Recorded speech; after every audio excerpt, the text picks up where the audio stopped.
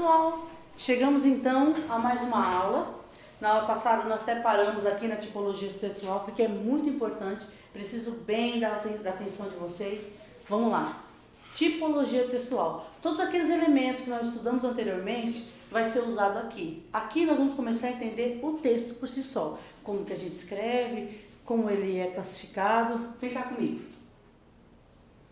Na tipologia textual, é a forma como um texto se apresenta. Nós temos 5 coisas como ele se apresenta. Quais são as classificações dele? Narrativo, descritivo, dissertativo, argumentativo, injuntivo e exposição, ou expositivo, tá? Injuntivo, talvez o nome você não esteja recordando, mas lá na frente você vai entender. Vamos estudar cada um deles. Texto narrativo. O que o próprio nome já diz, tá, gente? É uma narração. Você vai explicar tudo o que está acontecendo naquele ambiente, naquele local. Você tem que contar a história. Narrar, desculpa. Fatos ocorrem com pessoas, com personagens, em algum momento, tempo e algum espaço. Ou seja, você tem que narrar em que tempo isso aconteceu, em que lugar, né? O que está acontecendo. Aí eu coloquei esse exemplo aqui, ó. Em uma noite chuvosa do mês de agosto, Paulo e o irmão caminhavam pela rua mal iluminada que conduzia à sua residência. Subitamente foram abordados por um homem estranho. Pararam atemorizados e tentaram saber o que o homem queria. Receosos, diz que se tratasse de um assalto. Era, entretanto, somente um bêbado que tentava encontrar com dificuldade o caminho de sua casa. Tá? Eu narrei agora para vocês o que aconteceu no momento aterrorizante de 2 rapazes que foram abordados achando que era um assalto e era para um bêbado. Conseguiram entender então? Então o texto narrativo você vai narrar, vai situar o tempo, até coloquei aqui, em uma noite chuvosa do mês de agosto, vai situar onde eles estavam e o que aconteceu, certo? Texto descritivo. O próprio nome já diz, tá, gente? Este tipo de texto descreve com detalhes as coisas. Ele descreve as coisas, os bichos, as pessoas, os objetos. E aí eu encantadamente tirei esse retrato, esse trecho desse poema de Cecília Meirelles, né, uma escritora maravilhosa, descoberta por Carlos Drummond de Andrade, que ela, olha aqui, ela descreve a fisionomia, uma mulher guerreira, uma mulher batalhadeira, tá? Batalhadora, e aí ela descreve como ela está. Olha que bacana. Eu não tinha este rosto de hoje, assim calmo, assim triste, assim magro, nem desses olhos tão vazios, nem um lábio amargo. Eu não tinha essas mãos sem forças, tão paradas, frias e mortas. Eu não tinha este coração que nem se mostra. Eu não dei por esta mudança, tão simples, tão certa, tão fácil. Em que espelho ficou perdida a minha face? Olha que bárbaro. Ela retrata como ela está, né? O texto magro, a velhice, isso é algo que chegará para todo mundo, né? É algo incontestável, mas ela descreve numa maestria bárbara. Então eu quero que você entenda. O texto narrativo narra uma situação com tempo e espaço. Texto descritivo, então, descreve uma situação, ou, no caso dela, o rosto. Texto argumentativo dissertativo. Isso aqui usa-se muito. Em Enem, em concurso, até numa entrevista de emprego, você precisa fazer um texto dissertativo argumentativo. Isso eu quero que você tenha bem claro como é que se escreve. É um texto de análise crítica, por isso a palavra fundamental da essência é a argumentação. Você tem que expor a sua ideia. Às vezes você nem tem tanto domínio do assunto, mas você precisa argumentar. Você precisa colocar em prática aquilo que estão solicitando para você, né? Você tem que colocar de forma coesa, de uma coerência certa, mas com argumentos. Isso não é fácil? Não é fácil. Como que você adquire isso, professora? Lendo. Não tem outro caminho, gente. Você tem que ler. Ler porque você vai aumentar o seu vocabulário, repito, e você consegue ter argumentos na hora de tratar principalmente desse texto dissertativo argumentativo. E olha o que eu coloquei aqui, ó. O Brasil é um país de crescimento desordenado porque a sua realidade econômica é desordenada. Começo por aí, já estou dando uma situação. O acesso à riqueza está sempre restrito ao poder da elite. Não há uma distribuição de renda justa. Seu desenvolvimento econômico também não é bem distribuído, porque encontramos em suas regiões uma grande população muito pobre, comandada e oprimida por uma pequena população extremamente rica. Olha só, escrevi algo mais formal, repararam na linguagem? Né? Algo mais formal, isso é apenas um parágrafo.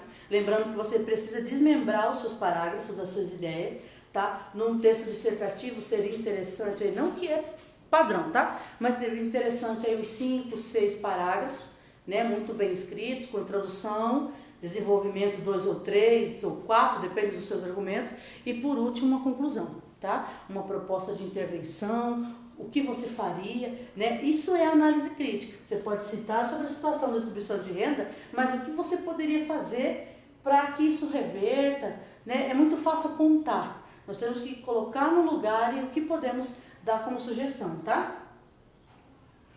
Olha, eu coloquei esse quadrinho aqui bom para ler, mas vou falar bem rápido dele, a descrição. Quem fala o conteúdo objetivo de narração, descrição e dissertação. Esses textos vão que vai mais aparecer para vocês trabalharem, tá? Então eu vou deixar aqui e depois vocês consultem e dão uma estudada nesse quadro. Continuando, nós vimos então texto narrativo, texto descritivo e texto argumentativo. Agora, lembra que eu falei para vocês do injuntivo? Está muito presente na nossa vida esse texto. O que é isso? Indica como realizar uma ação, ele aconselha. Ou seja, são textos injuntivos manuais de uso de produtos, as bulas, remédios, receitas, ou seja, as informações, né? Eles dão umas orientações para nós. A bula, ele é um norte, a receita de bolo é um norte, um manual para nós podermos manusear aquele produto é um norte. Então é uma instrução, tá? Injuntivo significa instrução.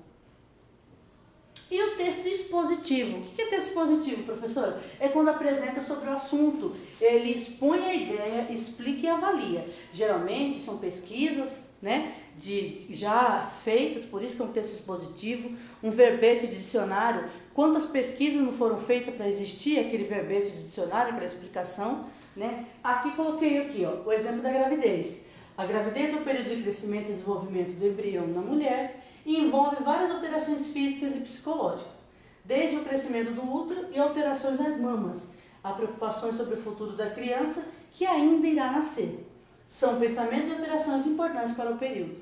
Repare, é uma informação. Alguém estudou para aquilo, alguém expôs aquela informação sobre gravidez, certo? Agora, nós temos, falei para vocês sobre as tipologias textuais, nós temos 5. Agora nós temos os gêneros textuais. Temos diversos gêneros textuais, gente. Onde nós paramos, temos um gênero. O que é gênero textual, professora? São as instruções com que se compõem os textos, sejam eles orais ou escritos. Por exemplo, quando você pega um jornal, ali tem um gênero textual, o quê? A notícia. Pega lá o classificado. Vamos pegar o classificado. Lá tem a nota de falecimento, é um gênero textual.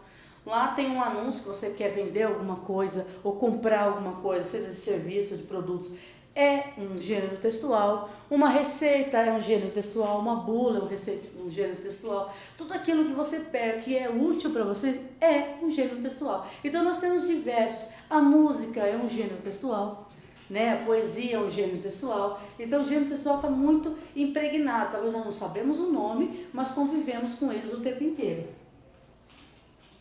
Eu vou ensinar para vocês, de uma forma bem sucinta, bem rápida, esses tipos aqui, esses gêneros textuais que nós vamos usar. Quais são eles, professor? Carta pessoal, comercial, notícia, e-mail, ata, ofício, requerimento, procuração, aviso, contrato e convênio. Ufa, é bastante mesmo, mas eu vou sintetizar bem para vocês, vocês vão entender. Carta pessoal, o nome já fala, eu nem vou ler aqui. Depois você pega, né, lê com calma os slides, mas o que é carta pessoal? O nome já fala, é você mandando uma carta de uma forma informal para alguém. Neste caso aqui, ó, é uma linguagem clara, é um amigo, Chico Buarque mandando para o amigo dele, falando da saudade, e é até engraçado que ele começa assim, ó, meu caro amigo, olha a intimidade, isso é um vocativo, tá, gente? Meu caro amigo, me perdoe, por favor, se eu não lhe faço uma visita, mas como agora apareceu um portador, mando notícias nessa fita. E ele diz aqui, ó, que bacana, aqui na terra estão jogando futebol. Tem muito samba, muito choro e rock, uns dias chove, noutros dias fazem esse bate-sol, mas o que eu quero lhe dizer é que a coisa aqui tá preta. muita mutreta para levar a situação que a gente vai levando de teimoso e pirraça. E assim ele fala, né, nessa gíria, nesse jogo de palavras, mas é algo completamente informal para um amigo dele. Claro que Chico Buarque, vocês conhecem as escritas, as músicas são bárbaras, né? Aí ele escreve aqui, ó, adeus Chico Buarque. Então é algo mais informal. Carta pessoal é algo informal que você pode enviar para alguém sem problema algum. A carta comercial é um documento conhecidíssimo pelas empresas. Nessa parte de administração de vocês, isso vai ser praxe, tá? Uma carta comercial é importante meio de comunicação entre empresas e setores, assim deve prezar pela clareza e objetividade prevalecendo na linguagem formal. Aqui eu coloquei um exemplo. Quando se pede uma carta comercial, tem que ser muito sucinto, muito claro o que você quer. Aí você coloca lá o nome do lugar, Maria e Companhia Limitadas, o endereço, para quem você vai endereçar, ao diretor Joaquim Silva. Prezado senhor, lembra do vocativo que eu falei para vocês? Aqui, ó. Prezado senhor, confirmamos ter recebido reivindicação de depósito, tá dando uma informação, ó. No valor de R$3.000 referente ao mês de fevereiro, informamos-lhe, olha que a linguagem, pronome, a linguagem formal, que o referido valor foi depositado no dia 1º de março na agência tal, corrente tal, nana. Por favor, pedimos que o senhor verifique o extrato e nos comunique o pagamento. Pedimos escusas, olha aqui uma palavra diferente. O que é escusas? É desculpa, né? Por não termos feito o depósito anteriormente, mas não tínhamos ainda a nova conta bancária. Olha que bonito. Nada mais havendo, reafirmamos o nosso protesto de elevada estima e consideração. É uma coisa rebuscada, é uma coisa mais formal, mas muito clara. Nós já depositamos, confere aí na sua conta.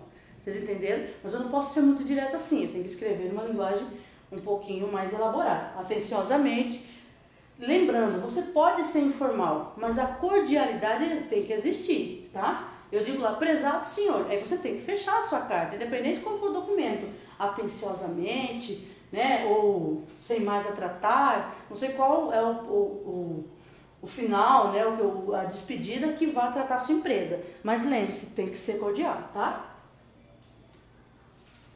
Notícia, bem rapidinho, isso aqui vocês se dão muito. A notícia em gênero textual jornalístico e não literário que está presente no nosso dia a dia, é uma informação real, tá? É algo prático, não tem... Houve uma tempestade na cidade e várias árvores caíram atrapalhando o trânsito. Ponto. É uma notícia que aconteceu para você e acabou a ideia, tá? Isso é um gênero textual. E-mail. Isso aqui é bárbaro, né? Com a evolução, com a tecnologia, usa-se muito para se comunicar por meio de e-mail. Mas o e-mail bem escrito tem que saber fazer. Quer ver só? O correio eletrônico ou e-mail, por seu baixo custo e rapidez, transformou na principal forma de comunicação e transmissão de documento. Olha um exemplo aqui que eu vou colocar para vocês. Até deixei aqui porque isso aqui aconteceu mesmo, tá, gente? Caro colega, lembrando do vocativo. Segue o link, tá, para o segundo turno, com opções para você escolher o filólogo e o linguista para se condecorar com a medalha. Aí você clicava aqui e fazia a votação, né? Você poderá votar em um candidato, abaixo a tabela de votação, atenciosamente Flávio. Foi muito claro, foi muito objetivo, começou com vocativo, falou a informação, lembrando, fechamento, atenciosamente, e você tem que assinar, né? Sempre. Aí os e-mails tem uns recursos no Hotmail, tem, no Gmail tem também, tá lá a assinatura, que você pode colocar como padrão já automático. Você coloca lá atenciosamente o teu nome, o telefone, não sei o que você usa como assinatura, tá? Ata. Isso aqui é muito importante. Para que se usa a ata? Para um resumo escrito de alguma decisão que aconteceu na tua empresa, né, no funcionamento. Tem que estar registrado. E é tudo que acontece, tudo que foi falado, tudo que foi discutido e o que foi aprovado. Referente ao primeiro, essa ata que eu fiz para vocês, é o primeiro conselho de classe realizado, aí você coloca o nome da instituição. Ata, geralmente, você coloca um caderno, né, se você for fazer a ata digital, o que é? Ela não tem parágrafo. Começa-se lá no início. Não pode ter parágrafo de nada, ela é corrida. Você coloca a data, toda a informação possível. Aos 23 dias de março de 2010, às 17h30, sob o comando do diretor, o nome completo dele, CPF dele, e a coordenadora pedagógica fulano, com os professores tais e tais e tais, reuniram-se para fazer o conselho de classe. Ou então reuniram-se para criar uma empresa com o nome fantasia tal, que tem como razão social tal. Vocês entenderam? Ata é todas as informações possíveis que vão fundamentar, ter como acordo, que depois todos ali daquela situação, daquela reunião, irão assinar por extenso, não pode rubricar, tá? Tem que ter um documento depois reconhecido de cartório, e é um documento muito importante. É o que aconteceu e o que foi dito e decidido na reunião, tá? Ofício é uma comunicação mais formal, usa-se muito. É uma correspondência própria de órgãos públicos oficiais. É utilizado para reivindicar, solicitar e comunicar qualquer informação. Né? Geralmente manda seu ofício pedindo alguma coisa, ou informando alguma coisa. Ofício é o meio, até coloquei um aqui, ó, para quem que é, vocês olham com calma aqui, para quem que é, lembrando do vocativo, qual é o pedido, ou nesse caso eu mandei para o deputado. Senhor deputado, eu peço que você dirija a Vossa Excelência amparadas em tal lei, sobre as terras indígenas e tal, para você ler. Que informação que eu pedi para o deputado? Lembrando que é uma linguagem formal, tá, moçada? Olha só. Aí, para quem que eu enviei? Lembra da Sua Excelência? Falei lá do pronome de tratamento, olha que importante. A Sua Excelência o senhor, deputado tal, cargo tal, no endereço tal. Ofício é bem formal. Então, qual é a pessoa que vai emitir, vocativo e o assunto, assina e põe o nome de quem é o receptor, certo? Requerimento é um documento um pouco menos importante, não é que é menos importante, mas é menos fruição, que é do ofício. O requerimento é ao contrário, é um documento específico na solicitação, ele é mais interno. Nas empresas, entre elas, realmente por meio de requerimento, tá? Físico ou jurídico requer algo que tem o direito de, por lei, decreto ou ato de decisão. Não é menos importante, não é isso. Estou dizendo que ele é mais fácil de circulação do que o ofício. Tá? Você vai requerer alguma coisa, aqui ó, bem pequeno, olha que diferença. Campo Grande não precisa daquela formalidade do ofício. Põe a data no canto direito, há uma estrutura da redação oficial sobre cada documento, tá? A pessoa, o vocativo, o assunto, ó, eu pedi alguma coisa, aí eu escrevo embaixo, pede deferimento, quero que você autorize ou não essa situação. Vocês entenderam que é mais fácil? Ofício é para empresas e órgãos fora, requerimento você pode falar entre órgãos aqui dentro mesmo, da tua empresa, da tua região, tá? Procuração. Isso aqui eu só coloquei como título de conhecimento, mas os cartórios são muito hábeis para isso. É um documento em que o autor transfere legalmente para outra pessoa. Esse documento aqui é só uma suposição de mais ou menos da redação oficial. Porém, os cartórios já têm um molde, né, um modelo mais fixo. Aí, portador, RG, CPF, qual tipo da procuração, se é parcial, se é integral, de qual tipo de, né, o seu assunto que vai ser esse procurado, mas isso os cartórios fazem muito bem. Caso você precise fazer, esse aqui é o modelo, tá? Aviso, isso aqui é bacana.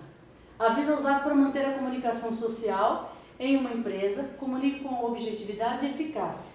Olha que legal isso aqui, ó. Esse avisinho bem simples. A professora Lívia Modesto, da disciplina de Administração Financeira e Orçamento Empresarial, dará aula nesse sábado. Ponto. Se eu pego isso aqui e coloco, né, mando na tela, ou eu prego algum quadro, teve a comunicação? Teve. Quem vai que interessar? É o público ali. Então esse aviso é muito rápido, né? É o público-alvo determinado. Contrato. Também há muitos cartórios muito hábeis para isso. Documento por meio do qual se estabelece acordo entre pessoas. Quando fazer um contrato?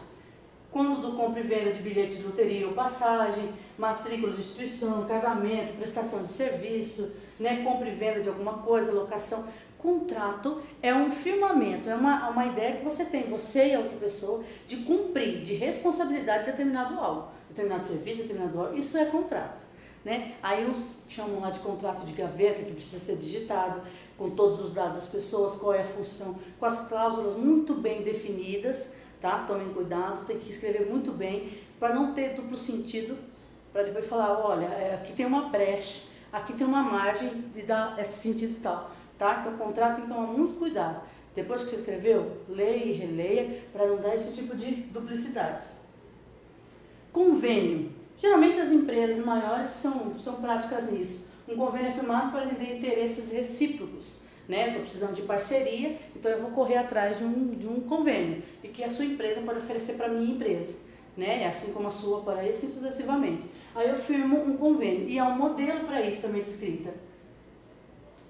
Esse modelo já é mais também com cláusulas, tá? Deixar muito bem claro o que uma terá que fazer, o que terá que receber, bem claro, o que vai pagar, o que não vai pagar, tá? Para não dar problema.